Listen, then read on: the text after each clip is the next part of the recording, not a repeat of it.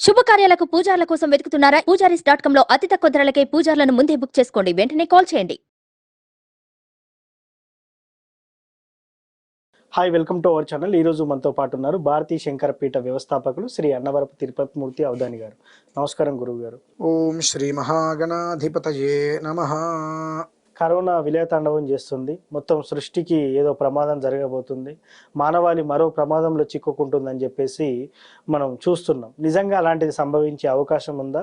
ఈ పరిస్థితులు ఇంకా ఎన్ని రోజుల వరకు ఇలా కొనసాగుతాయి? అదేవిధంగా చూసుకుంటే ఆస్ట్రాలజీ ప్రిడిక్షన్ ప్రకారం నిజంగా ఈ ముప్పు మనకు పొంచి ఉందా?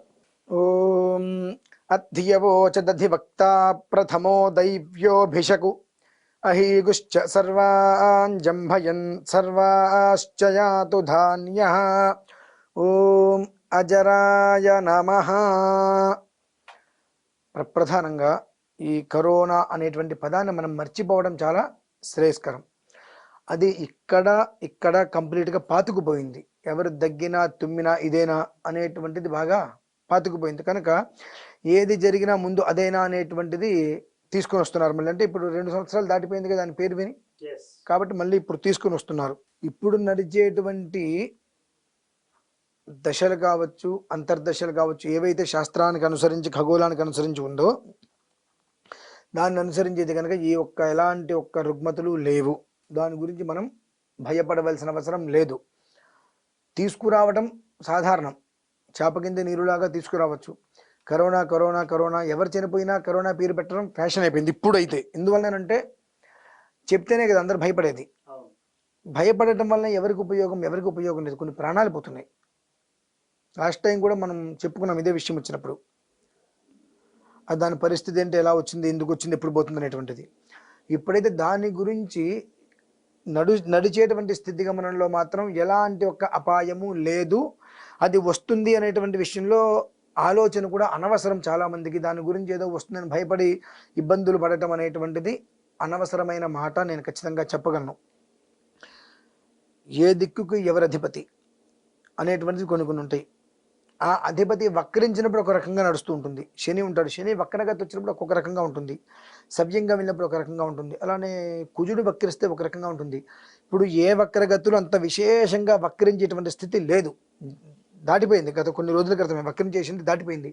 కాబట్టి ఇప్పుడు వక్రగతి అనేటువంటిది లేదు. లేని దానికి మళ్ళీ వాళ్ళు చెప్పారను వీళ్ళు చెప్పారను ఛానల్స్లో వస్తున్నాయను దీని గురించి అనే ప్రజల్ని మాత్రం మనం ఈ విషయం గురించి భయం అనేటువంటిది మానుకోవడం. ప్రజలకి నేను చెప్పగలిగేది ఏంటంటే ఈ విషయంలో భయం అనేటువంటిది వదులుకోవడం చాలా ఉత్తమం. అంటే లేని దాని గురించి భయపడి ఉంది అని భ్రమపడి ఇబ్బంది పడుతున్నారు. అంటే భయమే మనిషికి సగం ప్రమాదం. చిన్న ఉదాహరణ, మీ పేరు ముఖేష్ అంటారు. ముఖేష్ గారు, మీరు ఇది మొత్తం కళ్ళు మూసుకొని తిరుగుతూ ఉంటారు. నేనేదో సాయంత్రం టైంలో మీతో మాట్లాడటానికి వస్తాయి. ఇక్కడికి మాట్లాడుతున్నప్పుడు మీరు ఏదో స్టాపులర్తో ఏదో పిన్ ఏదో చేసుకుంటుంటే నేను మాట్లాడుతుంటే కరెంటు పోయింది. ఆ కరెంటు పోయినప్పుడు ముఖేష్ గారు అక్కడ నేను తేల్చి చూశానండి అంట. మీకు తెలిసి ఇక్కడికి అటువంటి వచ్చే అవకాశం లేదు అని. కానీ ఆ స్టాపులర్లోంచి ఆ పెట్టే పిన్ ఏదో జారి కింద పడింది. మీరు కాలు పెడితే కాలుకి అది గుచ్చుకుంది. మీరు ఏమనుకుంటారు? రాదు అనేటువంటి మీ కాన్ఫిడెన్స్ అంతా ఏమైంది? మరి ఇక్కడికి తేలు రాదు, ఏమీ రాదు అని మీకు కాన్ఫిడెన్స్ ఉంది. కానీ కాలుకి ఏదో గుచ్చుకోగానే ఏమైంది? భయపడిపోయి తేరు వచ్చేసిందని చెప్పి అది ప్రాణాపాయ స్టేజ్ వరకు మనం తీసుకెళ్తున్నాం. కాబట్టి ఇప్పుడు అది లేదు, రాదు. మనం ఏం చెప్పుకున్నాం లాస్ట్ టైము?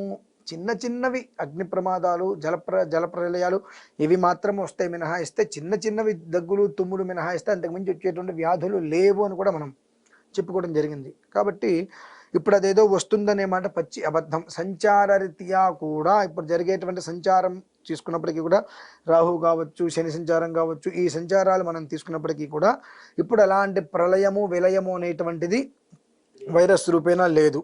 అది మాత్రం ఖచ్చితంగా చెప్పగలండి. లాస్ట్ కరోనా వచ్చినప్పుడు మనం ఇట్లా రుద్రానికి సంబంధించిన పాశుపతం చేస్తున్నాము 60 రోజుల పాటు.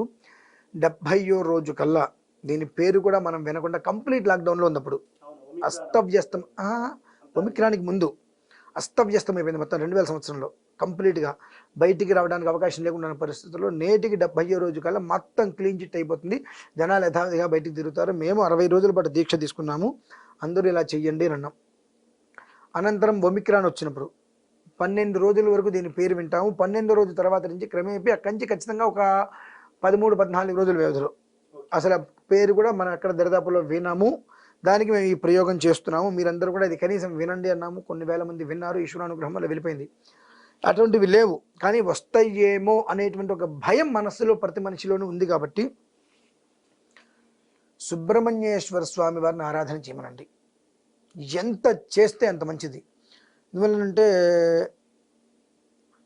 ఈ యొక్క క్రిమి అనేటువంటిది కంటికి కనిపించదు, కనిపించకుండానే కదండి అదంతా ఇబ్బంది పెట్టింది.